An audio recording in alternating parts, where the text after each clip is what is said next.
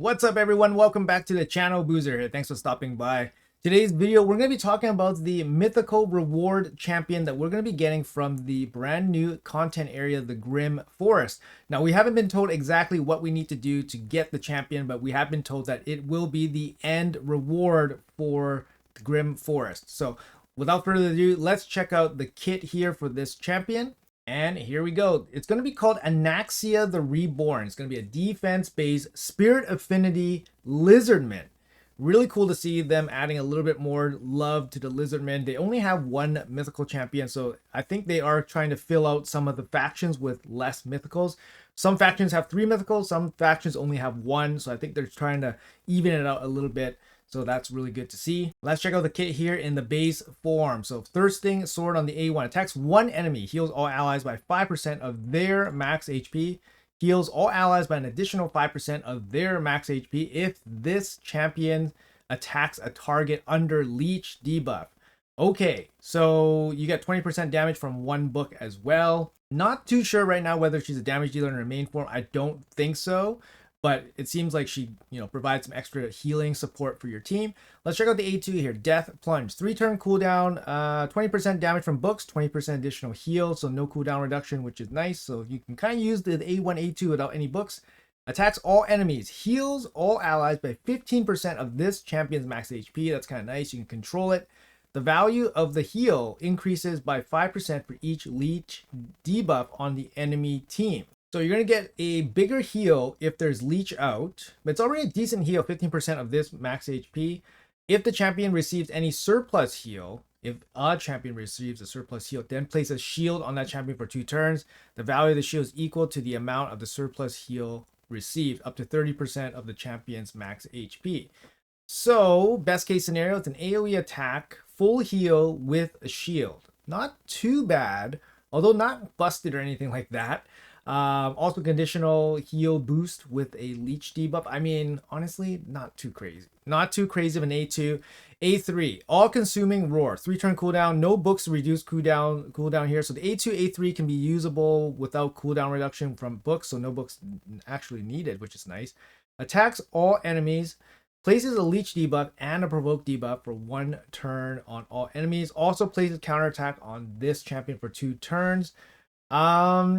There's a champion, actually, Spirit Affinity, what's his name? I forgot his name. Bivol of the Thorn. Bivol of the Thorn is a Spirit Affinity champion that has a very similar ability, AoE Provoke and AoE Leech on one ability as well on a 3-turn cooldown. So this ability obviously is a slight upgrade over that. It could because she places counterattack on herself, but honestly, it's like Bivol's ability is a fine ability, but adding counterattack on it doesn't really make it that much crazier, I think.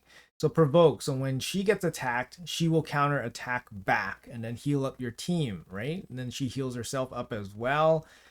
I mean, it's okay. It's okay. And then of course she has Metamorph. And then let's check out her passive here. Battle Revelry. Each time this champion hits an enemy under leech, increase this champion's defense and HP by 5%, up to 50%. When attacked by enemies whose attack is higher than or equal to their defense, so basically attack-based damage dealers will have more attack than their defense. It has a 100% chance of placing decreased attack when attacked by enemies whose defense is higher than their attack. So for example, defense-based nukers, maybe support champions, then it has a 100% chance of landing decreased defense for 2 turns. That's nice. I mean, that's nice. Passively, that's nice. When attacked by enemies under leech, has a 50% chance to place provoke. That's a lot of CC. I mean, these are good. These passives are pretty good, but they're kind of slow, right? They require her to get hit. She has to land the provokes. A little bit of a passive ability. I mean, this could actually be maybe a decent Hydra kit. It could be a decent Hydra kit, perhaps. And then she brings defense in all battles here by 35%, which is very good. So that's her base form. It seems pretty support-like, although she does have damage from books here. She is usable without books. She doesn't get debuff chance or anything like that, so you don't need any of that. It just lands it without any books, which is great. So you don't have to use books in the base form, and she can be totally usable. Like I said, this form looks totally fine for areas like Hydra as well. Let's check out the alternate form here. All right, looking pretty sweet and angry. I like this look here. So this is the alternate form, turns into an HP based champion. So her base form is defense based, transforms into an HP base. Let's check it out. Blade Axle attacks one enemy, places block buffs for 2 turns. This buff cannot be resisted if the target's HP is lower than this champion. That's fine. You can build him with high HP here. That's great. Frenzied Execution on the A2. 4-turn cooldown, books down to 3 turn, 1 book for 20% damage. Single target hit. Ignore Stone Skin. So it's a full ignore Stone Skin. The damage inflicted by the skill increases by 50% if the target's HP is lower than this champion. So you get 50. So probably 99% of the time you will get a 50% damage boost, which is good. Resets the cooldown of the skill if the target is killed. Too bad it's not an extra turn, but reset on the skill is very nice. Full ignore on Stone Skin, very nice. No self buffs, unfortunately. Maybe the multipliers are nuts. Unfortunately, it is an HP based damage dealer, and usually HP based damage dealers kind of let us down a little bit lately. At least lately, they've been letting us down a little bit. Ignore Stone Skin, fine, that's good.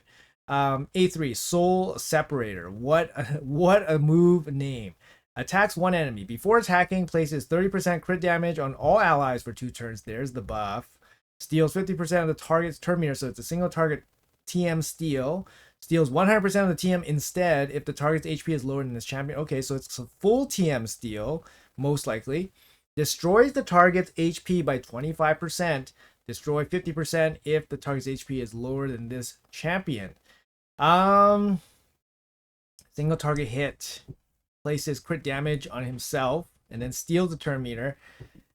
Usually you don't need to steal turn meter. If this move is strong enough to kill somebody, you don't really need to steal turn meter. And this destroy max HP, you don't really need to destroy max HP if you just one-shot the guy.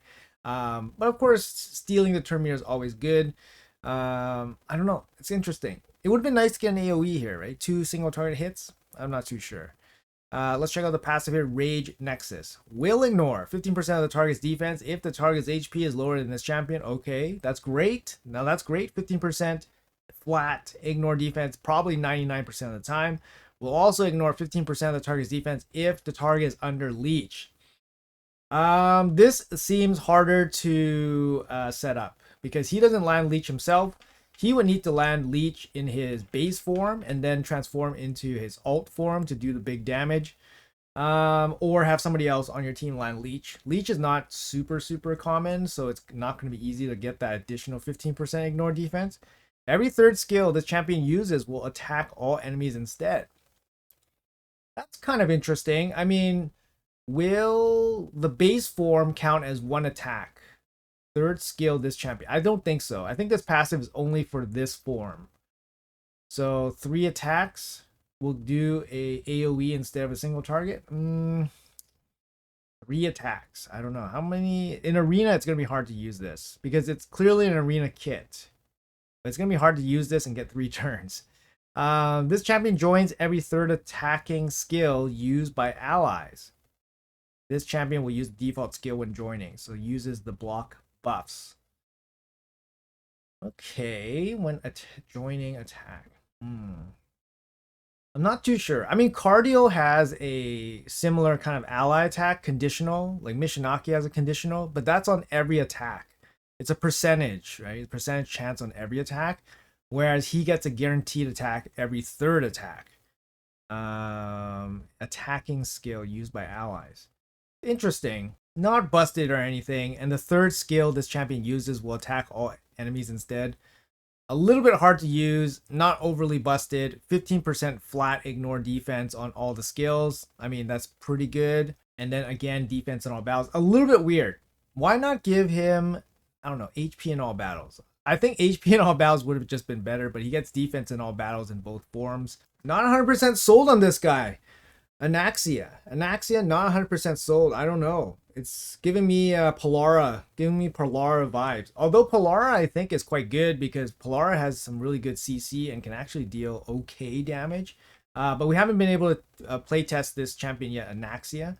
But at this point, at this stage, it doesn't look very interesting or very mythical-like, especially for a brand new content area that's supposed to be quite difficult. The base form looks fine for PvE content, like some Hydra, maybe some Hydra action. But honestly, if you're able to get this champion by doing Grim Forest, you're probably well beyond Hydra content. You need this champion to do something in arena, and I don't think this kit in the secondary form, the alternate form, I don't think it's enough to do much. I mean, you can, it prevents him from getting locked out, transform, kill somebody in Stone Skin. This gets reset. The other thing is you could use the A3 crit damage buff, steal the turn meter, and that's it. And then the rest of it is like the third skill stuff. I don't know. I just don't think it just doesn't seem like very arena-esque or very effective in arena. Anyways, guys, that's gonna be it for this brand new champion, Anaxia the Reborn. It's gonna be the reward champion for completing Grim Forest. Let me know in the comments below what you guys think about Anaxia the Reborn. Like I said, I'm not too warm on her right now.